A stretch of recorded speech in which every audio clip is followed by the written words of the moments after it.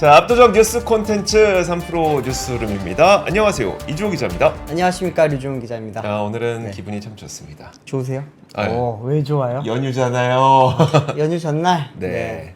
자, 그리고 우리가 추석 연휴를 보내는 기간 동안 아무래도 미국 시장은 열리지 않습니까? 그래서 그 아침 프로그램 있잖아요. 네네. 여도운 앵커가 하는. 아, 그쵸. 그건 또 이제 방송을 한다고 합니다. 월스트리트 모닝 브리핑. 네.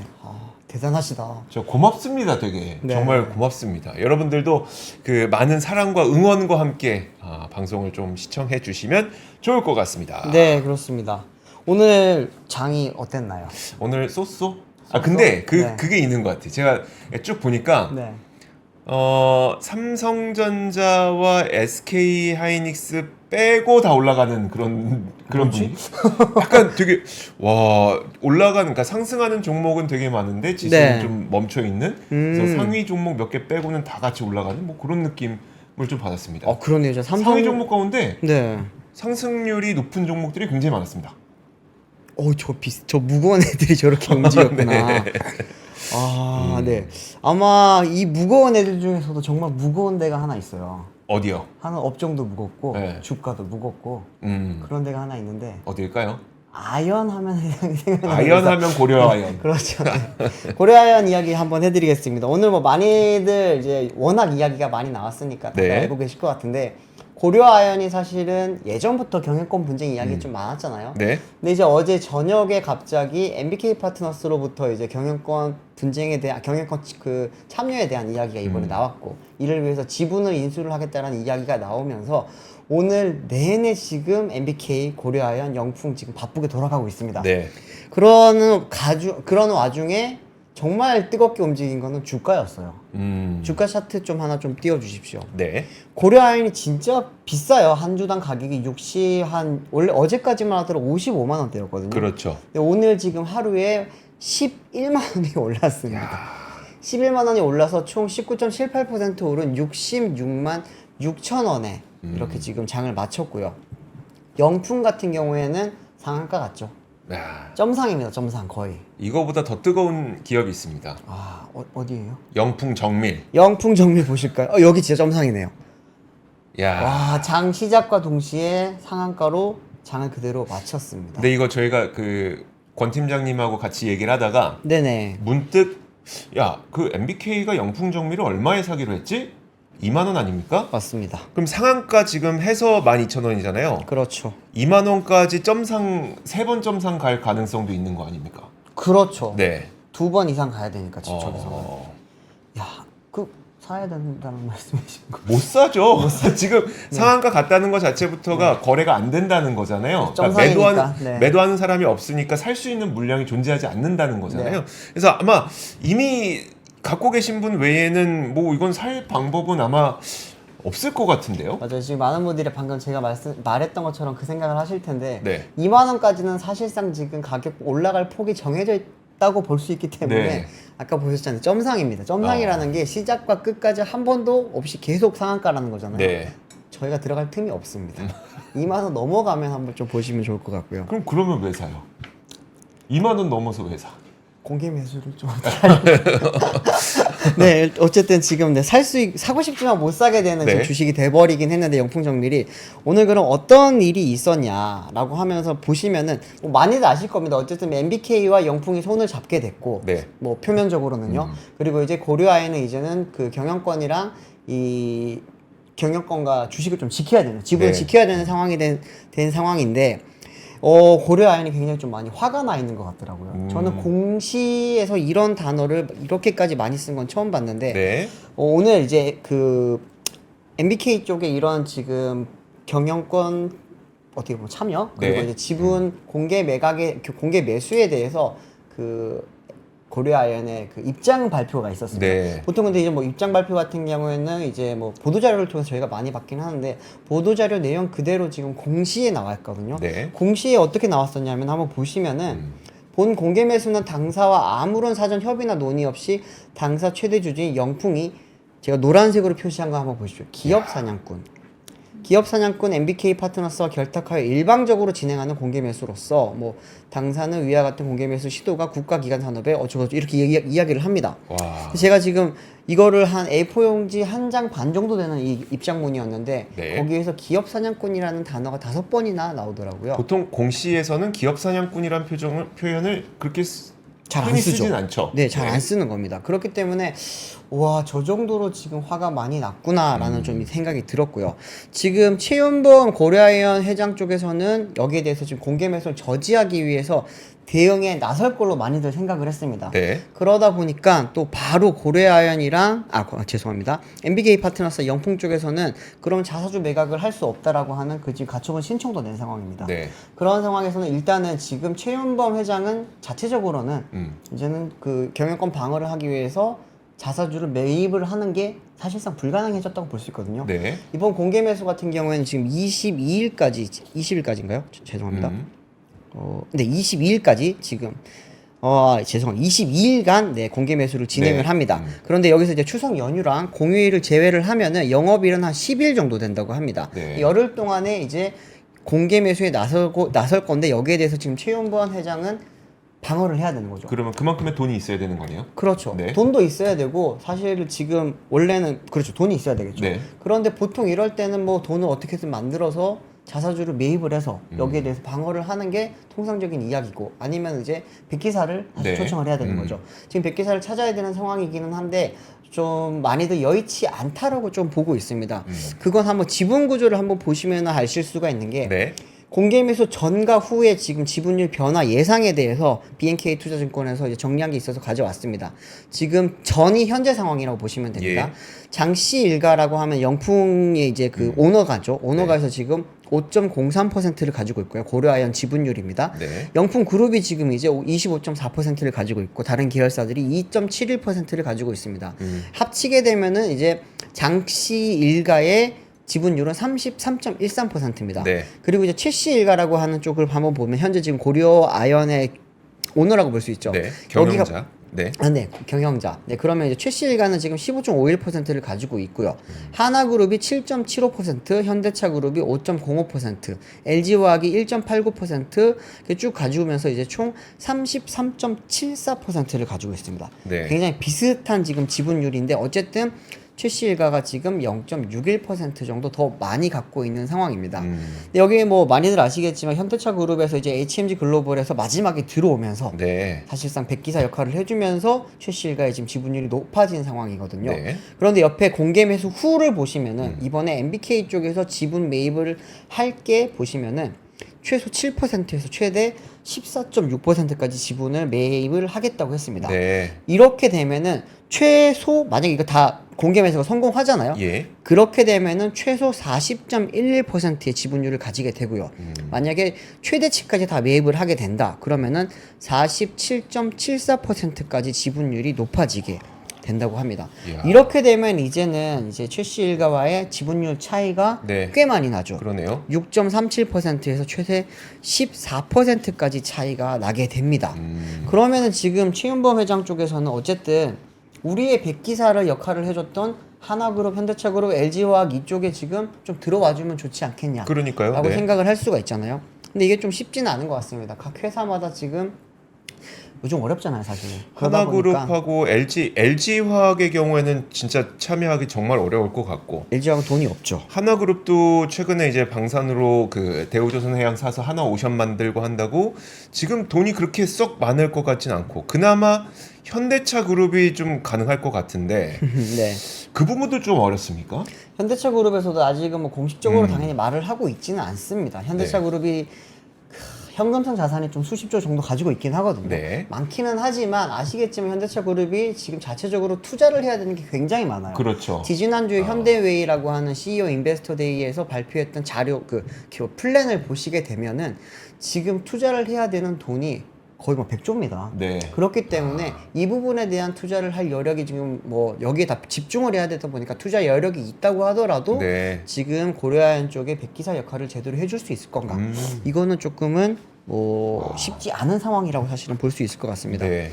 그러면은 지금 이제 최윤범 회장 쪽에서는 어떻게 해야 되느냐? 다른 지금 뭐 백기사들을 지금 많이 찾아다니고 있다고 합니다. 네. 사실 오늘 고려아연 쪽에 아무도 연락이 안 돼요 지금. 고려아연 쪽도 연락이 안 되고 MBK 파트너스 쪽에서는 연락이 잘 됩니다. 네. 전 거기서는 지금 했던 이제 굉장히 강조했던 말이 어떤 거였냐면은 경영 정상화. 네. 그리고 경영진의 무능력을 우리가 조금 제대로 잡기 위해서 올라가겠다, 들어가겠다라고 이야기를 했던 거고요. 또 자본시장 쪽에서는 이 부분을 굉장히 좀 유심히 지켜보고 있는 게 네. 지금 흔히 말하는 사모펀드의 투기 자본이 네. 어떻게 보면 이제 지배 그 오너가를 넘어서는 이제 회사를 지배를 할 수 있게 되는 어떻게 보면 약간 첫 번째 사례는 아니겠지만 네, 네. 기존에 흔치 않았던 사례가 될 수 있기 때문에 특히나 재벌가가 이렇게 지금 엮여 있는 상황에서 투기 자본이 회사를 먹게 되면은 이 부분이 그러면은 지금까지 우리가 알고 있었던 자본시장 네. 그리고 이제 뭐 흔히들 말하는 자본주의 사회에서 있어났던 M&A 자체가 우리나라는 미국과 조금 다른 형태가 있었잖아요. 그렇죠, 그렇죠. 그런데 이제는 자본이 이제는 먹게 되는 그런 형태가 조금 더 많아질 수도 있겠다라고 하는 그 계기점으로도 많이 보고 있습니다. 근데 이게 뭐 좋게 봐야 될지 나쁘게 봐야 될지는 네. 아직까지 판단하기는 조금 어렵기는 하지만 MBK 파트너스 쪽에서는 좀 굉장히 의지를 세게 가지고 있는 것 같고요. 네. 심지어 이제 본인들이 사모펀드가 아니라 행동주의 펀드라고 이야기를 하고 있습니다. 행동주의 펀드라는 단어의 뜻이 좀 달라졌나 봐요. 제가 알고 있었던 행동주의 펀드랑은 조금 달라지는 것 같은데 지금 그렇게 행동주의 펀드라고 말을 하는 이유는 사실은 네. 이제 최윤범 회장 일가가 지금 고려아연 경영을 정상적으로 하지 못하고 있다라고 판단을 했고 그렇기 네. 때문에 본인들이 행동주의 펀드로서의 역할을 하겠다라고 하는 명분을 지금 쌓기 위해서 이런 말들을 계속 하고 있는 걸로 보이고요. 네. 고려아연 쪽에서는 지금까지 우리가 사업 영역을 굉장히 많이 확대해왔고 특히나 이제 최근에 2차 전지 관련된 사업들을 굉장히 많이 늘렸지 않습니까? 그때부터 좀 핀트가 나가기 시작했었죠. 2차 전지 사업에 진출하겠다고 했을 때부터. 그때 사실 처음에 좋았어요. 네. 왜냐하면은 이제 고려아연이 처음에 2차 전지 소재 사업으로 들어간다고 했을 때만 하더라도 2년 전이에요. 그때는 2차 전지 사업이 정말 좋았고 네. 그리고 뭐 지금 우리가 알고 있는 배터리 산업 거기에 거의 그 청사진의 가장 좋은 그림을 그릴 때 들어왔었거든요. 네. 그리고 고려아연 같은 경우에는 소재에 들어가는 양극재, 음극재 다 지금 할 수 있는 회사다 보니까 굉장히 지금 그쪽에서는 어떻게 보면 서플라이 체인 하나를 만들어 갈 수 있는 소재 네, 사업에서 그렇죠. 서플라이 체인을 끝까지 가져갈 수 있는 몇 안 되는 회사로 평가를 받았었습니다. 네. 그런데 뭐 올해부터 이제 아니죠 작년 이제 하반기부터 작년 말부터 전기차 시장이 조금 안 좋아지면서 배터리 산업도 어려워지고 배터리 소재 산업은 더 어려워지다 보니까 그 부분에서 오는 약간의 경영적인 문제를 지금 영풍과 그리고 이제 그 MBK 파트너스 쪽에서는 이거는 경영을 부실하게 잘 못했다. 여기에 네. 대해서 우리가 바로잡기 위해서 우리가 지분을 공개적으로 매수를 할 거고 우리가 그러면 회사의 경영권을 우리가 회사의 지분을 가지고 간 뒤에는 새로운 경영권을 앉혀서 네. 이제 회사를 정상적으로 경영할 수 있게 만들어 가겠다라고 하는 게 지금 MBK 파트너스의 명분이라고 보시면 되겠습니다. 거의 70년간의 그 뭐라고 해야 되나 공동 경영. 그렇죠. 70년간의 그 두 가문의 공동 경영이 네. 70년 만에 이제 깨지게 되는 현장을 우리는 좀 목격을 하고 있는 것 같은데 그렇죠. 뭐 여러 가지 이유는 있다고 저도 들었습니다. 그 2차 전지와 관련된 사업 그 진출에 대해서 네. 뭐 의견이 좀 달랐던 점도 있고 네네. 세금 문제도 좀 있고 뭐 네. 그런 부분도 좀 있다고 하는데 어쨌든 이게 그 뭐 저희 권 팀장님이 얘기했던 것처럼 영풍 정밀이만 사면 네. 영풍의 주식을 굉장히 많이 가질 수 있게 되는 뭐 그거랑 그렇죠. 네. 영풍정밀주 지금 이번에 다 매수를 하게 되면은 네. 고려아연 지분 1.58%를 매수를 할 수 있게 됩니다. 네. 지금 영풍정밀 지분을 다 가지고 가게 되면은 한 2천억 좀 넘게 쓰면 되는 걸로 알고 있거든요. 네. 근데 이제 지금 만약에 고려아연 지분을 한 1.58%를 매입을 하려면은 여기에서 한 10배 정도 돈을 써야 돼요. 그러니까요. 네. 그렇기 때문에 굉장히 좀 좋게 말을 한다면은 굉장히 영리하게 이번에 지금 접근을 하기 시작한 것 같고요. 네. 그리고 이제 아시겠지만 지금 공개 매수 가격을 넘었어요. 공개 매수 가격을 지금 넘어가고 있기 때문에 고려아연 쪽에서 죄송합니다. MBK 파트너스 쪽에서는 공개 매수가를 올려야 되지 않겠냐라고 하는 이야기들도 나오고 있습니다. 뭐 지금 어쨌든 아직 열흘간의 시간이 있기 때문에 어떻게 될지는 조금 더 봐야겠지만 뭐 아무래도 현재 기존에 계획했던 공개 매수 가격으로는 진행이 잘 안 될 것 같고요. 네. 만약 MBK가 정말로 인수를 할 생각이 있다면 네. 그런 공개 매수 가격을 좀 더 올려야지 이게 가능해지지 않을까 싶습니다.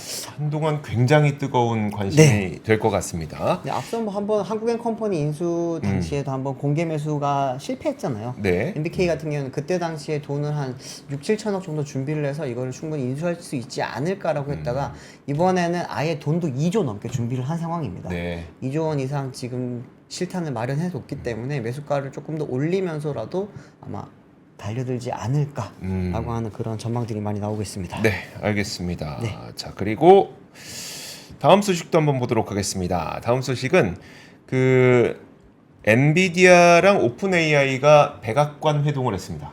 네, 백악관. 왜 회동을 했을까요? 자, 백악관에서 그 엔비디아 그리고 오픈 AI, 엔스로픽 뭐 여러 그 인공지능 관련 기업들 있잖아요. 네네. 기업의 그 주요 임원들과 그다음에 지금 보면은 지나 러먼도 상무장관, 제이크 설리번 국가안보보좌관, 제니퍼 그랜홈 에너지부 장관 이런 굉장히 그 굵직굵직한 분들이 백악관에서 모여서 서로 회의를 했는데 무슨 회의를 했냐? 바로 야, 요즘에 그 인공지능 때문에 데이터 센터가 너무 많이 필요한데 이 수요가 크게 증가하는 것을 우리 그냥 두면 안 된다. 이걸 수요에 대해서 해결 방안을 정부와 기업이 같이 논의해보자 라고 하는 자리를 가졌던 거고요. 네. 이 자리를 통해서 드디어 태스크포스가 출범을 했습니다. 그래서 AI 인프라 태스크포스라고 부르는데 여기에 누가 참여했는지, 누가 주도를 하고 있는지를 보면은 국가경제위원회, 국가안보위원회가 주도를 하게 됩니다. 네. 국가경제, 그 다음에 국가안보위원회가 주도를 한다는 거는 인공지능 인프라, 인공지능 데이터 센터 인프라라고 하는 거는 결국 국가안보에 직결돼 있다라고 본다고 하면 되는 거겠죠. 그렇겠죠. 네, 그만큼 미국에서도 굉장히 중요하게 생각하고 있다는 겁니다. 그래서 경제, 국가, 안보, 환경 여러 가지를 검토해서 데이터 센터를 확충하는 정책을 만들고 그리고 여기에 또 한 가지 들어간 게 이니셔티브를 하나를 발표했는데 해당 시설에 대한 가속 허가를 지원하는, 그러니까 패스트 트랙을 지원하는 이니셔티브를 발표했습니다. 그래서 그 뭐 빅테크 기업들이라든지 아니면 뭐 인프라 기업들이라든지 엔지니어링 기업들 있잖아요. 엔지니어링 기업들이 대부분 전력망 설계하고 그 구축하고 설계하고 건설하고 하니까 네. 그런 기업들이 우리 이번에 짓겠습니다라고 하면 패스트 트랙으로 허가해주겠다라고 해서 이제 본격적인 움직임이 나타나고 있다고 보시면 될 것 같습니다. 제가 이 뉴스를 들고 온 이유가 뭐냐면 사실 우리나라에서는 전력기기와 변압기 뭐 이런 관련 기업들의 주가가 거의 뭐 엔비디아급으로 올랐었어요. 네. 여러분들 그 HD 현대 일렉트로닉스의 주가 보시면 거의 5년 동안 5년 동안 5년 동안 거의 한 1000% 넘게 올랐을걸요? 1000%요. 와. 제가 기억이 정확하지 않는데 아무튼 굉장히 많이 올랐습니다. 거의 엔비디아급으로 이제 주가가 올랐는데 네네. 사실 그 한창 이 관련된 내용들이 시장에 뜨겁게 화두가 될 때가 이미 시간이 좀 오래됐잖아요. 그 당시에도 제가 취재를 해봤었는데 데이터 센터 향 물량은 아직 나오지도 않았다는 게 그 취재원들의 대부분 반응이었었거든요. 네네. 그러니까 우리는 야 데이터 센터 지으니까 전력기기 엄청 들어갈 거야라고 했지만 사실 그때 주가가 막 올라갈 때에는 데이터 센터 향 물량은 나오지도 않았던 상태. 그리고 이번에 태스크포스가 출범되는 거 보니까 본격적인 움직임은 아마 이제부터 나오게 될 가능성이 높습니다. 이게 주가의 움직임 말고요. 네. 산업에서의 실제 주문 움직임 말씀드리는 겁니다. 주가 보니까 찾아봤거든요. 네. 이주호 기자 말이 맞는 게 2020년 3월 16일에 HD 현대 일렉트릭 주가가 4,840원이거든요. 4,840. 네. 자, 지금 주가가 28만 3,500원입니다. 네. 그래서 피크를 언제 찍었냐면은 올해 7월 22일입니다. 네. 이때 37만 4,500원이에요. 와, 10배가 조금 안 되네요. 10배 좀 안 돼요. 10배 약간 안 되네요. 네. 4,840원이 37만 4,500원이 됐습니다. 네, 그러니까 와. 이게 굉장히 급격한 상승을 보였는데 물론 이유가 있는 상승입니다. 네. 그만큼의 주문이 들어오고 있기 때문에 그렇긴 한데 앞서 말씀드렸던 것처럼 제가 몇 군데를 계속 취재를 하고 있었어요. 근데 네. 데이터 센터 거는 얼마나 들어갔어요? 물어보니까 데이터 센터 주문은 아직 안 나왔는데요가 그때 반응이었었거든요. 네. 제가 다시 한번 이제 그 취재를 하도록 하겠습니다. 요즘에 어떻게 변했는지 또 업데이트를 해야 되니까. 근데 어쨌든 주가 막 올라갈 때는 사실 데이터 센터 향은 없었다. 네. 그리고 이번에 태스크포스가 발족됐다는 것은 이제 본격적으로 시작하겠다는 미국 행정부의 의지를 보여준다라고 하는 겁니다. 그리고 이제 백악관은 성명을 통해서 그 데이터 센터 소유자와 운영자에 대해서 대출을 해주고 보조금을 제공해주고 세액공제 혜택을 주겠다. 그렇게 함으로써 클린 에너지, 신재생 에너지를 안정적으로 전력원을 구축할 수 있도록 돕겠다라고 하는 거거든요. 데이터 센터의 특히 인공지능 데이터 센터의 특징을 한번 살펴보면 네. 전력을 만약에 100을 사용을 하잖아요. 네. 그럼 그 가운데 50 정도는 컴퓨팅을 하는데 사용합니다. 그리고 나머지 50 정도는 냉각을 하는데 사용합니다. 그러니까 생각이 중요하네요. 이렇게 보면 50 그러니까 그러니까 컴퓨팅 열 내는데 50, 네. 열 식히는데 50 그니까요. 그냥 안 했으면 전기 사용 안 해도 되는데 열 내는데 50, 식히는데 50 이렇게 사용한다는 거예요. 그만큼 데이터 센터가 그 전력 사용량이 많다는 거를 그냥 재미삼아 말씀드린 건데 좀 네. 재미있게 비유해서 말씀드린 건데 결국 그 데이터 센터가 그 전력원을 확보하기 위해서는 굉장히 많은 돈이 필요하기 때문에 그걸 위해서 우리가 보조금도 주고 세액공제 혜택도 주고 할 테니 많이 지어보세요라고 하는 어떻게 보면 진흥책이 이번에 나왔다고 생각하시면 될 것 같습니다. 저희가 100배를 10배라고 잘못 말했나 봐요. 아, 100배입니까? 4,840원이 37만 원이 됐으니까 거의 100배 가까이 올라간 건데. 그러네요. 100배죠. 100배. 죄송합니다. 저희가 산수를 잘해요. 네. 잘하는데 순간 많이 헷갈렸던 것 같습니다. 죄송합니다. 네네. 100배 조금 안 되게. 그리고 이제 에너지부가 그럼 어느 정도의 에너지가 증가할 것으로 전망하고 있는지를 보면 네. 이거는 사실 전망하는 기관에 따라서 조금씩 차이는 있긴 있습니다만 네. 에너지부는 향후 10년 동안 전기 수요가 15에서 20% 증가할 것으로 예상을 했고 비영리 단체인 일렉트릭 파워 리서치 인스티튜트가 지난 5월에 발표했던 보고서를 보면 작년에 데이터 센터가 미국 전국에서 생산하는 전력량의 4%를 사용을 했다고 합니다. 네. 근데 이제 2030년이 되면 9%를 사용하게 될 정도로 데이터 센터의 이 전력 사용량은 많이 늘어나게 될 거다라고 하는 거고요. 네. 그리고 이제 그러면 전력원을 무엇으로 충당할 거냐에 있어서는 풍력, 태양광과 같은 재생에너지 그리고 이 재생에너지를 안정적으로 전기를 공급하게 하기 위해서는 결국 배터리 저장 장치가 들어가야 되는 거죠. 그쵸. ESS 그리고 에너지 효율성을 빠르게 확장할 수 있는 그런 방법들 이런 것들을 추진한다고 하는 겁니다. 결국은 그 태양광 그다음에 ESS 배터리, 전력기기, 전선 이런 것들의 사용량이 계속 많이 올라갈 가능성이 있다는 것을 말씀드리고 싶은 거고 네. 주가의 움직임은 사실 최근에는 별로 좋지는 않습니다. 그렇죠. 많이 피크치고 내려오긴 했는데 이걸 피크 아웃으로 봐야 될지 아니면 아직 시작도 안 했는데 주가의 변동성으로 봐야 될지 두 가지 중에 한 가지를 굳이 선택해야 된다면 저는 이제 직접 취재를 해본 입장에서는 네. 그냥 변동성 정도로 바라보는 게 맞지 않을까. 네. 주가 가격은 제가 알 수 없습니다만 어쨌든 산업에서 주문은 앞으로 더 들어오게 될 것 같다라는 겁니다. 네. 알겠습니다. 다음 소식은 저희 한지원 기자가 준비했죠. 예. 네. 네. 아까 맨 처음에 시작할 때 댓글에 제가 여기서 밀려났다고. 제가 민 건가요? 죄송합니다. 아니, 제가 오늘부터 이제 이동통신 3사가 오늘 밤 9시부터 아이폰 16 시리즈 이제 사전 예약을 시작을 합니다. 네. 그래서 이제 사전 예약 시작 앞서 이제 공개된 아이폰 스펙들이 조금 논란이 됐었잖아요. 네. 그러면서 이제 하반기에 삼성전자랑 하웨이 등의 이제 3파전이 더욱 치열해질 걸로 보이는데요.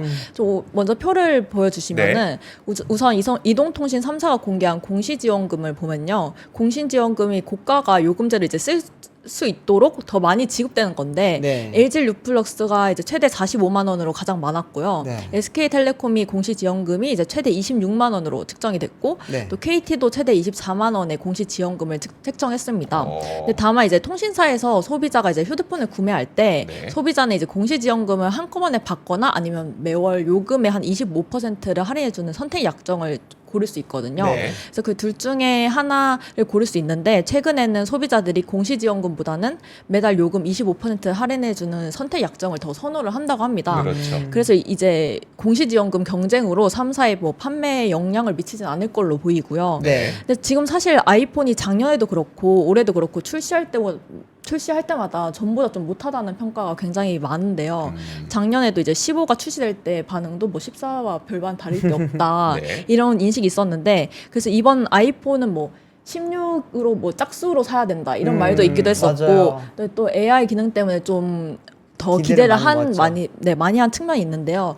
그 16 사진을 많이 보셨을 텐데 다음 거를 보여주시면은 네. 색상은 이제 전 시즌보다 조금 더 진한 모습입니다. 그래서 아래 작년에 공개됐던 15인데 15는 이건 15예요? 밑에는 15고 아. 위에는 16입니다. 네. 둘을 부분할 때 네네. 카메라 배치가 1열이면 16, 사선이면 15라고 네, 좀 맞습니다. 구분하시면 쉽습니다. 네, 그리고 색도 약간 15는 파스텔 톤인데 네. 좀 16은 좀 쨍한 색상이라고 네. 하더라고요. 그래서 성능적인 측면으로도 보면은 애플이 이번 신제품에서 AI 자체 시스템인 애플 인텔리전스 적용했다고 했잖아요. 네. 근데 이게 사실 미완성되면서 조금 불만이 사람들이 많습니다. 그래서 원래 녹음 번역이나 사진 찾기, 뭐 메일 요약 등의 기능을 제공한다 이렇게 얘기를 했는데 네. 팀 쿡 애플 CEO도 아이폰 16 시리즈가 처음부터 이제 AI를 위해서 만들어졌다 네. 이렇게 그쵸. 말을 하기도 할 정도로 좀 기대감을 굉장히 많이 키웠는데 좀 사용할 수 없다고 이렇게 말을 하면서 좀 논란이 커지고 있습니다. 그래서 이런 기능은 이제 내달 영어로 먼저 우선 지원이 되고요. 네. 그다음에 이후 내년부터는 이제 중국어나 뭐 프랑스어, 스페인어 이렇게 지원할 예정이고 네. 한국어 제공 시점이 아직 공개가 안 됐습니다. 그렇죠. 그래서 네, 2026년부터 할 거라고 업계에선 보긴 하는데 그것도 사실 지켜봐야 되는 상황이고요. 보통 이제 만약에 핸드폰을 네. 2년 쓰고 간다. 네, 그러니까요. 그래서 사실 저는 바꿀 것 같거든요. 아, 그러니까 지금 2024년 말에 사서 2년을 쓰고 이제 핸드폰을 바꿔야 되는데 그때부터 해준다. 네. 조금 그렇죠. 그래서 바꿀 때 해주겠다. 네, 2년 약정 보통 하시니까. 네. 네, 그래서 이런 상황에서 이제 하웨이나 삼성도 이제 가격을 뭐 내리거나 성능을 추가하는 이런 경쟁이 좀 치열한데 네. 사진을 보여주시면은 하웨이가 이제 세계 최초로 2번 접을 수 있는 트리 폴드 폰을 선보였습니다. 네. 그래서 시장 공략에 나섰는데 이게 두 개의 힌지를 갖고 있는데요. 하나는 안쪽으로, 하나는 이제 바깥쪽으로 이렇게 접혀서 네. 일종의 이제 Z 모양을 이제 띄는 게 특징이고요. 네. 그다음 삼성전자가 지난 7월에 선보인 그 갤럭시 Z 폴드 6보다는 네. 두께가 약 2mm 정도 얇습니다. 아, 되게 얇아요. 네, 더 오. 얇습니다. 세번 그래서 접었는데 얇다. 네네네. 예. 그래서 이제 하웨이는 이제 이 폰을 지난 7일에 공개를 했는데 공개 당일 행사에서 그 300만 건을 돌파했다고 합니다. 그래서 굉장히 많이 좀 인기가 있고 그리고 또 다음 제품 보면 이제 당연히 삼성도 대응에 나설 수밖에 없죠. 네. 그래서 이제 먼저 삼성전자가 9일날 이제 전 세계 갤럭시 S24 시리즈를 사용자들을 대상으로 이제 버전 업데이트를 당연히 실시를 했고요. 그러면서 이제 올해 출시된 Z 플립 6랑 같은 AI 기능을 좀 업데이트해서 사용할 수 있도록 이제 유포를 한 상태이고 또 미국에서도 좀 할인 프로모션을 진행을 하고 있습니다. 그래서 이제 미국에서 Z 폴드 6를 살 때 Z 폴드 5를 반납을 하면은 6 출고가 3분의 1 정도를 가격 혜택을 받을 수 있대요. 그럼 거의 한 70% 가격에 살 수 있는 네네네, 거네요. 그렇죠. 네. 그래서 이제 이런 지금 하기도 하고 사진 잠깐 다시 보여주시면은 네. 이게 하반기에 준 프리미엄급인 스마트폰이랑 이 슬림 버전을 또 출시를 한다고 합니다. 이제 하웨이도 네. 좀 얇게 출시를 하니까 삼성전자도 비슷하게 얇게 출시를 한다고 하면서 이제 사실 그 올해 글로벌 스마트폰 시장 점유율이 2분기 출하량 기준으로 삼성전자가 19%로 1위긴 했거든요. 네. 근데 이제 뭐 하웨이도 15%고 애플도 16% 이래서 좀 비슷한 상황입니다. 네. 그래서 하반기 경쟁이 좀 더 치열해질 걸로 보여집니다. 하반기. 저거 보니까 네. LG가 예전에 개발은 했지만 출시 안 했던 롤러블 폰 기억하시죠? 네. 이렇게 상소문처럼 그렇죠. 열었던. 상소문. 네. 그렇죠. 네. 아, 그 폰이 정말 나왔으면은 어땠을까라고 하는 그냥 생각을 한번 해보게 되네요. 요즘 이렇게 워낙 큰 화면을 많이들 원하시다 보니까 계속 접고 하는 폰들이 맞아요. 나오고 네. 있는데 그때 롤러폰 저 CES에 처음 봤을 때 정말 충격이었거든요. 저런 게 나온다고? 그니까요. 이랬었는데 조금은 아쉽네요. 네. 알겠습니다. 네, 없어졌죠 이제. 와, 지금 그 가격이 어느 정도인가요, 이게? 아까 아까- 가격을 좀 비교해 보시는 것 같던데 우리. 네, 아, 제가 네. 15랑 16은 이제 출고가는 동일합니다. 아니요, 화웨이. 화웨이. 아까 저기 아, 그 류종원 기자가 이 화웨이 화면을 보더니 화면 네. 다시 한 번만 보여주세요. 위안화 가격으로. 저기 지금 19,999위안인 건가요? 네네. 네, 그렇죠. 19,999위안. 엄청 비싸요. 그러면은 374만 원이에요. 374만 원. 가장 저렴한 게 374만 원. 가장 비싼 거는 가장 비싼 거는 23,999위안이라고요? 네, 그렇죠. 450만 원이에요. 450만 원. 근데 이게 그때도 이들 발표하는 걸 보니까 일부러 그 뭐죠? 접어 다니는 네. 키보드 네. 해서 이걸 거의 컴퓨터처럼 쓸 수 있도록 해주겠다라는 걸 내세우면서 비싼 네. 가격을 책정한 것 같긴 합니다. 어쨌든 근데 일단 되게 많은 예약 주문이 있었다는 네네네. 거잖아요. 그러니까 300만 대? 네. 300만 대.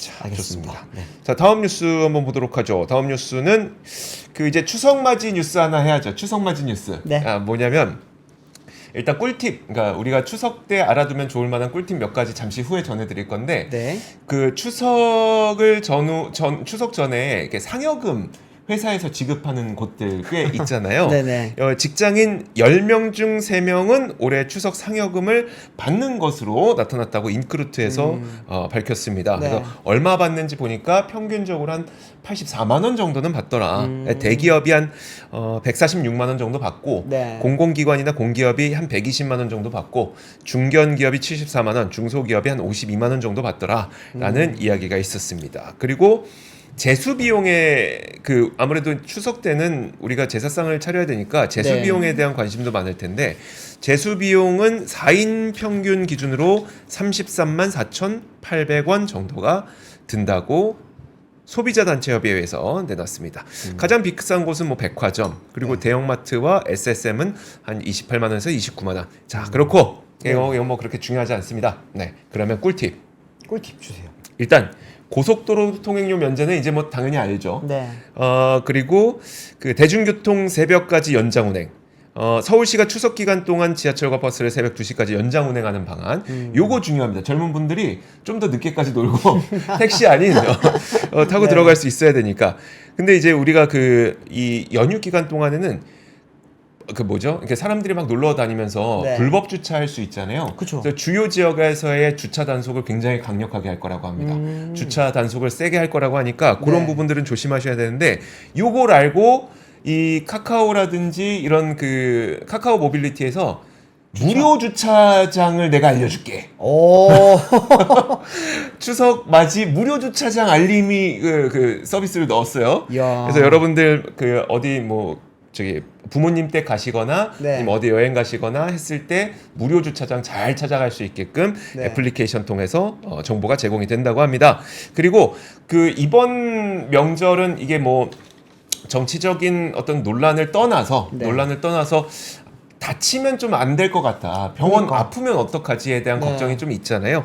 그래서 이번에 과학기술정보통신부가 네이버 카카오와 협업을 해서 네. 추석 연휴에 문 여는 병원과 응급실 운영기관 안내 서비스를 제공한다고 했습니다. 물론 이렇게 얘기해도 뭔가 이렇게 약간 날선 반응을 보이시는 분들 분명 있을 거예요. 뭐 네. 가면 뭐하냐, 사람이 있냐, 뭐 이런 얘기 하실 수도 있는데 그런 걸 차치하고라도 어쨌든 어디가 문은 열었는지는 좀 알아야 되니까 그쵸. 네이버 지도와 카카오맵 첫 화면에 상단에 명절 진료, 응급 진료 탭을 이제 만들어 놓는다고 합니다. 그래서 네. 그거 탭하시면은 이제 주변에 어디에 병원이 있는지 아실 수가 있고 어린이들 아, 중요하죠. 어린이들은 또 밤에 갑자기 열 나거나 그 열 나는 게 좀 네. 심해지면 열경기까지 일어날 수가 있기 때문에 네. 달빛 어린이 병원 현황도 함께 볼 수 있도록 했다고 합니다. 그리고 또 한 가지 보면은 이건 제가 조금 그 많이 불편해하는 측면이긴 한데 내비게이션 쓰다 보면 네. 이게 저는 이제 몇 번 갔던 길인데 길이 막힌다고 다른 길을 안내해 줄 때가 있는데 네. 이게 과연 맞나? 에 대한 의심이 되게 많이 들거든요. 네. 그리고 그게 더 오래 걸리는 것 같은데 내가 기존에 갔던 길이 생각이 안 나.